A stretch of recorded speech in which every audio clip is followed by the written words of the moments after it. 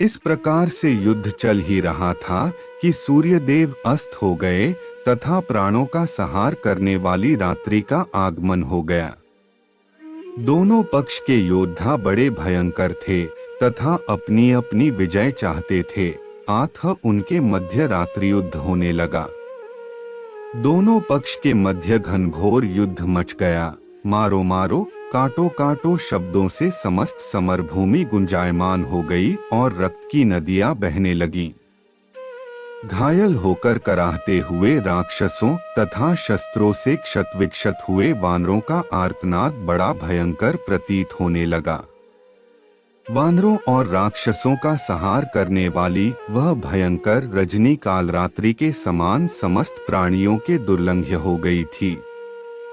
श्री रामचंद्र जी ने अग्निज्वाला के समान 6 भयानक बाणों से निमिष मात्र में दुर्धुर्ष वीर यज्ञशत्रु, महापार्श्व, महोदर, महाकाय, वज्रदंष्ट्र, शुक और सारण को घायल कर दिया।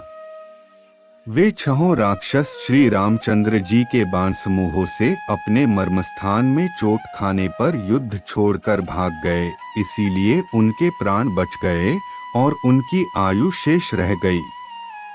महारथी श्री राम ने अग्निशिखा के समान प्रज्वलित भयंकर बाणों द्वारा समस्त दिशाओं में प्रकाश कर दिया। उनके समक्ष जो भी राक्षसवीर आते थे वे उसी प्रकार से नष्ट होते जाते थे जिस प्रकार से आग में पड़कर पतंगे जल जाते हैं।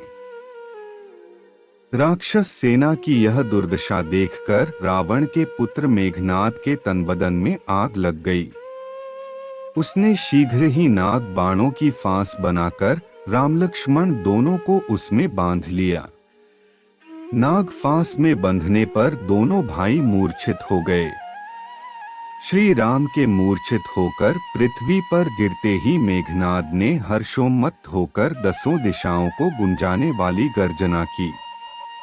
राक्षस सेना में फिर से नवजीवन आ गया और वह मेघनाद की जय जयकार करती हुई बड़े उत्साह से वानर सेना पर टूट पड़ी।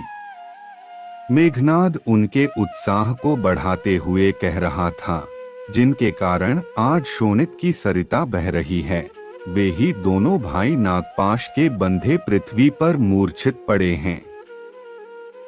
अब देव, नर, किन्नर किसी में इतनी सामर्थ्य नहीं है जो इन्हें नापाश से मुक्त कर सके। अब युद्ध समाप्त हो गया, लंकापति की विजय हुई। इस प्रकार विजय घोष करता हुआ मेघनाद लंका को लौट गया। राम लक्ष्मण के मूर्छित हो जाने से संपूर्ण वानर सेना में शोक छा गया। सुग्रीव, अंगद, हनुमान, जाम्बवंत आदि सभी सेनाध्यक्ष किंकर्तव्य विमूढ़ होकर दोनों भाइयों को घेर कर खड़े हो गए और इस विपत्ति से त्राण पाने का उपाय खोजने लगे। तभी विभीषण ने उन्हें धैर्य बंधाते हुए कहा, हे वीरों, भयभीत होने की आवश्यकता नहीं है। यह नागपाश इन दोनों भाइयों का कुछ नहीं बिगाड़ सकती और न वे मर ही सकते हैं। इसलिए तुम इनकी चिंता छोड़कर अपने अपने मोर्चों पर जाकर युद्ध करो।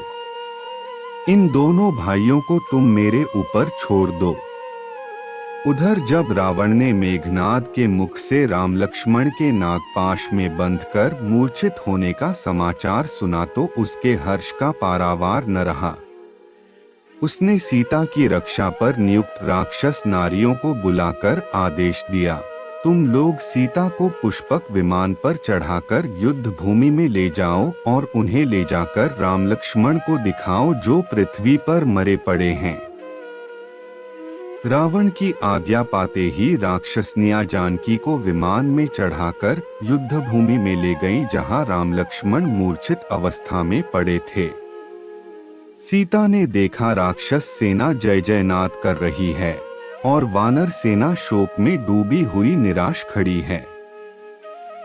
दोनों भाइयों को इस प्रकार पृथ्वी पर पड़ा देखकर सीता के धैर्य का बांध टूट गया और वे फूट फूट कर रोने लगी, हाय, आज मैं विधवा हो गई। बड़े बड़े ज्योतिषियों की यह भविष्यवाणी मिथ्या हो गई कि मैं आजीवन सधवा रहूंगी। पुत्रवती बनूंगी। हे नाथ, आपने तो कहा था कि मैं अयोध्या लौटकर अश्वमेध यज्ञ करूंगा। अब उस कथन का क्या होगा? जो विश्व को जीतने की शक्ति रखते थे, आज वे कैसे मौन पड़े हैं? हाँ विधाता, तेरी यह क्या लीला है? हे त्रिजटे, तू मेरे सती होने का प्रबंध करा दे।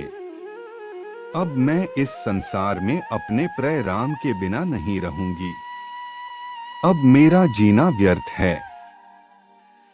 सीता को इस प्रकार विलाप करते देख त्रिजटा ने कहा, हे जानकी, तुम व्यर्थ में विलाप करके जी छोटा मत करो। मेरा विश्वास है राम लक्ष्मण दोनों जीवित हैं, केवल मूर्छित हो गए हैं। यह देखो, वानर सेना फिर युद्ध के लिए लौट रही है। सुग्रीव और विभीषण उनके चेतन होने की प्रतीक्षा कर रहे हैं। मेरा अनुमान मिथ्या नहीं है।